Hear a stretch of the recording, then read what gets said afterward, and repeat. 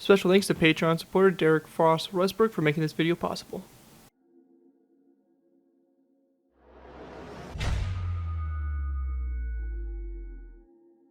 Hello ladies and gentlemen, Skirtwolf here bringing you another Minecraft World War II BAFTA build tutorial. In this tutorial we'll be going ahead and building the F-Class destroyer. The F-Class destroyers were a group of 18 destroyers that also include the E-Class. They were kind of combined into one class set. Built for the Royal Navy during the 1930s. The ships were initially assigned to the home fleet, although they reinforced the Mediterranean fleet during the Italian invasion of Abyssinia in 1935 through 36, and enforced the non-intervention agreement during the Spanish Civil War of 1936 through 1939. After the beginning of the Second World War in August 1939, the E-Class ships were mostly assigned to escort duties under the Western Approach Command, while the Fs were assigned to escort the ships of the home fleet. Between them, they sank 4 German submarines through March 1940 while losing only 1 ship to a submarine. Most of the ships were committed to the Norwegian campaign in April through June, where they helped to sink 1 German destroyer and a submarine. The 2 E-Class mine layer destroyers helped to evacuate Allied troops from Dunkirk in June. Most of the Fs were sent to Gibraltar around the end of June and formed part of Force H, where they participated in the attack on Mers el Kabar. 2 months later, they participated in the Battle of Dakar, where they sank 3 Vichy French submarines. During the rest of 1940, they sank 1 Italian submarine while losing 2 ships to mines and torpedoes. Force H covered a number of convoys to Malta in 1941, during which they sank 1 German submarine and lost 1 destroyer to bombs. 3 E-Class ships began escorting convoys to Russia in late 1941, and 3 others were transferred to the Eastern Fleet. 2 of these later were sunk by Japanese forces in early 1942, and 2 Fs were transferred to replace them. Many of the Fs reinforced Arctic convoy escorts, during which they fought several engagements with German destroyers and sank 1 German submarine. Several were detached to escort Malta convoys, during which 1 ship was lost. Several ships were converted to escort destroyers in late 1942 and early 1943 for duty in the North Atlantic, and many others were assigned there for extended periods of time, which they sank 2 German submarines. 3 of these ships were later transferred to the Royal Canadian Navy. 4 of the Es and Fs were sent to the Mediterranean Fleet in 1943 to support the invasion of Sicily and remained there into 1944. 1 of these was transferred to the Royal Hellenic Navy that same year and remained in Greek service until 1956.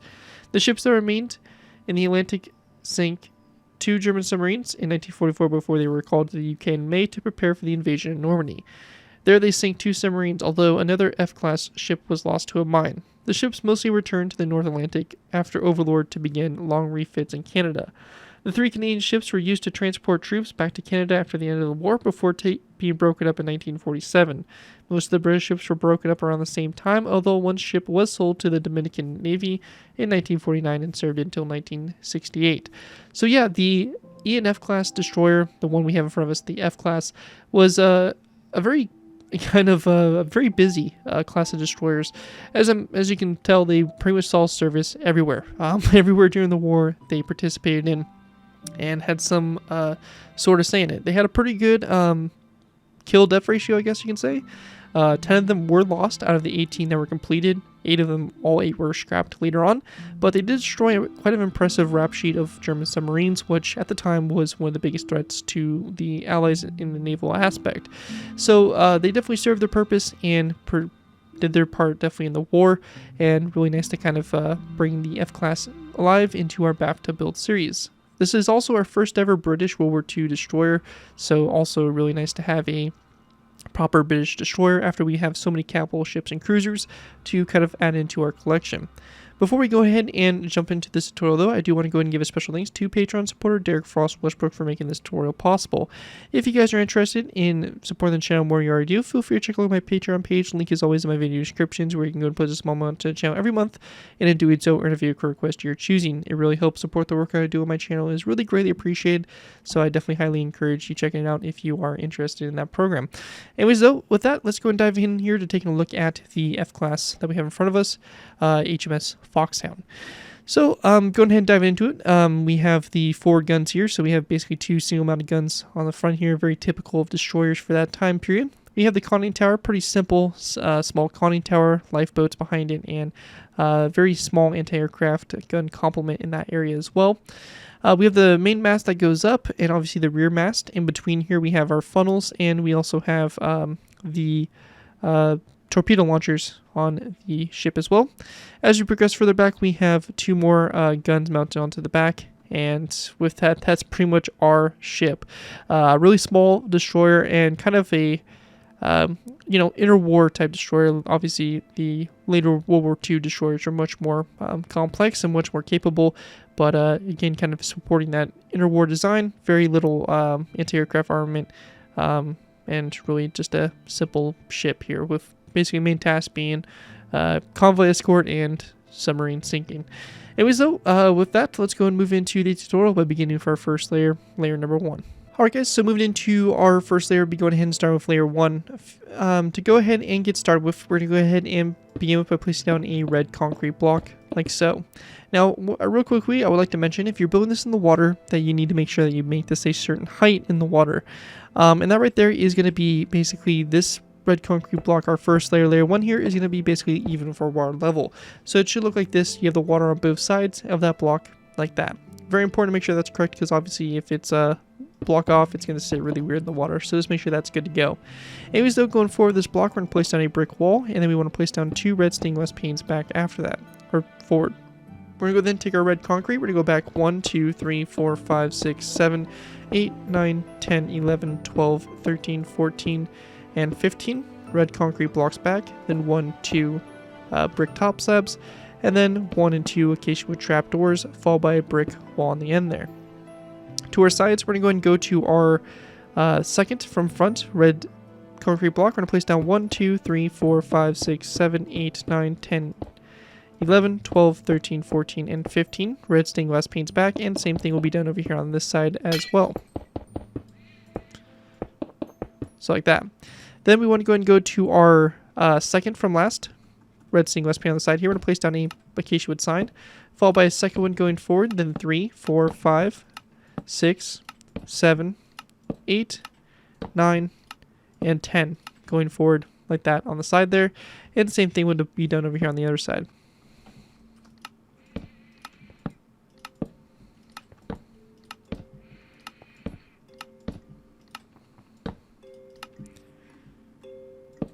So, just like that. And with that done on both sides there, you pretty much have layer 1 complete. Well, the whole portion. We do have the props to add on too, which is going to be basically 2 end rods coming off those glass panes, a acacia wood fence gate, and then a skeleton skull. And same thing, obviously, will be done over here as well. Like that. And once you have that all complete there, that is going to basically wrap up what we have there for layer number 1. And with that, we'll be going ahead and moving on to our next layer, layer number 2. Moving into our next layer, we have layer number 2. For layer 2 to begin with, we're going to place down the inside wall on top of this block here, and then go back from it, we're place down 1 and 2 stone blocks. On the side of this first stone block, we're going to place down an item frame to both sides, and we're going to go then place down a crossbow in the item frame, rotated face downwards like that for the anchor. So like that. Then we're going to take our spruce planks, we're going to place down 1, 2, 3, 4, 5, 6, 7, 8, 9, 10, 11, 12, 13, 14, 15, 16, 17, 18, 19, and 20 spruce wood planks back, and then a stone block there on the very end. Going to the sides of the front, we're going to go to this first stone block. We're going to place down 1, 2, 3, and 4 light gray stainless panes. Same thing over here on this side. And then going back from that, we're going to take our andesite walls and go back 1, 2, 3, 4, 5, 6, 7, 8, 9, 10, 11, 12, 13, 14 andesite walls back, and then 1, 2, 3, and 4 light gray stainless panes. Same thing will be done over here on this side as well. So just like that, going all the way forward, like so. And with that all done, that right there is going to basically do it for layer number 2 of the build. Again, here's an overview of what that looks like from the top-down view. And with that, we'll be going ahead and moving on to our next layer, layer number 3. Moving into our next layer, we have layer number 3. For layer 3 to get started with here, we're going to place down a stone brick stair on top of this wall here in the front, and then a end rod on top of that. We're going to then go back from that with 2 stone slabs, like so. And then a skeleton skull at a very slight angle on this glass pane to both sides, like so. We're going to then go back from that skeleton skull, 1, 2, 3, and 4 more, and same thing over here, 1, 2, 3, and 4 more. We're going to go then place down a grindstone here after that stone slab, leaving a space of 1 there, and then an end rod coming off that grindstone going forward. We're going to go then and place down 1, 2, 3, 4 stone full blocks. And then we're going to place down a lever on both sides of this stone block here. We're going to go and flick it so it faces downwards. We then want to place down a birchwood fence gate, which will be open toward the outside here of the ship. Or actually, rather toward the ship like that on both sides. We're going to place down an iron frame on the side there of those fence gates. And then we're going to go and place down a white bed in the iron frame rotated sideways. Same thing will be done over here as well. So just like that. And we're going to go then also for us Java players, place down a birchwood sign on both sides of those fence gates. After that's done, if you're on Java, we'll also go ahead and take the time now, since we have the materials, to go ahead and place down an iron frame on top of those 2 fence gates and a white bed also in them. That's going to be only for Java players, as we will have a block in that block space in the next layer that is a little bit more of a priority. So just keep that in mind. Again, those iron frames and white beds on top there, only for Java players. We're going to go then place down a stone stair. That'll be facing this direction here, and then a stone full block. To the sides, we're going to take our quartz top slabs. We're going to place down 1 and 2 quartz top slabs, and same thing over here, 1 and 2. We then want to place down a birchwood fence gate here in the center, and then a fence gate like this to the side, which will be opened up toward that center fence gate. So just like that. And then a birchwood sign coming off the fence gates like this to both sides, like so. And again, for us Java players, we'll place down an iron frame on top of those fence gates like so. Continuing on, we want to go and then skip a space. So we're going to skip this space here, place down a andesite wall. And then going up from it, we're going to place down a polished blackstone wall. We then want to grab our light gray bed. We're going to place down a light gray bed right here. And then another andesite wall, another light gray bed, another andesite wall, and then a stone block like so. After that stone block, we're going to place down our grindstone with our end rod coming off of it for our back gun. Like that. And then we're going to place down a birchwood fence gate coming off that like this and open up toward the back. Coming off that fence gate, we're going to place down a skeleton skull. Like so. And then we're going to go and then take our iron bars and we're just going to go ahead and go up 2 iron bars like that for the stern there. So just like that. With that all done, that right there is going to basically wrap up what we have there for layer number 3. And with that, let's move on to layer number 4. Moving into our next layer, we have layer number 4. For layer 4 to begin with, we're going to place down a grindstone on top of this stone block here. Then an end rod coming off that going forward. We're going to go then place down an iron trapdoor to the side of the grindstone, to both sides. And then we want to go and then place down a second iron trapdoor going back on both sides there. We're going to go then place down a stone block in the middle, like so. And then a polished black stone button. That'll be coming off that stone block like so. To the sides of that block, we're also going to take skeleton skulls and we're going to place down a skeleton skull to both sides, as well as another stone block here and another skeleton skull on both sides of that stone block. We then want to place down another brick fence post that goes up right here. And then to the sides of that, we're going to go and grab levers. And we're going to place down 1 and 2 levers and 1 and 2 over here on this side. Then on this middle block, we're going to place down a andesite wall up like so. Then go back to this wall here, we want to go and place down an iron trapdoor on top of that wall. We'll then go ahead and grab a iron frame and a snowball. We're going to place down an iron frame coming off the iron trapdoor and a snowball in the iron frame. Then a birchwood fence gate on top of this wall, which will be opened up toward the front of the ship. And then a grindstone and a end rod coming off the grindstone like so for your back guns. Now with that all done, that is going to conclude everything there is for layer number 4, and with that we'll go ahead and move into our last final layers of the build. So moving into our final layers here, we have layers 5 through 9. For these layers to go ahead and get started with, we're going to go and first start off and place down a stone brick slab on top of this stone block. We're going to then go from behind it and place down an anvil. Now for us Java players, we're going to go ahead and take this time to go ahead and grab ourselves a block that you can easily tell apart from the ship. So we're going to go and grab yellow, and we're just going to build a block of space out to the side here from the anvil like so. That'll be like that on both sides. We then want to go and type in